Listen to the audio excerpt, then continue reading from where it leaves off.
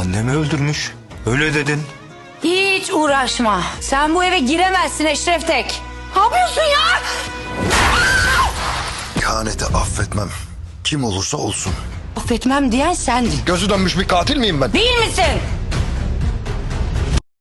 Eşref Rüya dizisi yeni bölümünde neler olacak? Analize geçmeden önce Nisan'a bir şey olmasın diyorsanız videomuzu beğenin. Sayımızı görelim. Eşref Oteli Kadir'den zeki bir planla geri aldıktan sonra bu kez hedefini eski eve koyar.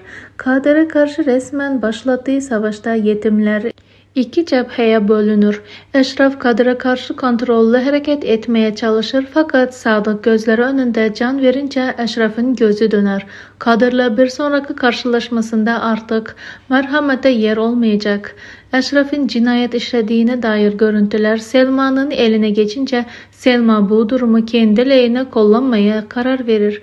Nisan'ı büyük bir çıkmazın içine sokan Selma, Nisan aracıyla Eşref'ten çok daha bir büyük organizasyonun köküne inmeye planlar. Sevdiği adam için hayatını riske atmayı göze alan Nisan ise planları doğrultusunda Eşref'le hareketli bir yüzleşme yaşayacak. Peki arkadaşlar, sizce yeni bölümde neler yaşanacak? Fikirlerinizi bizlerle paylaşmayı ve kanalımıza abone olmayı, bildirimler tuşunu da açmayı unutmayın.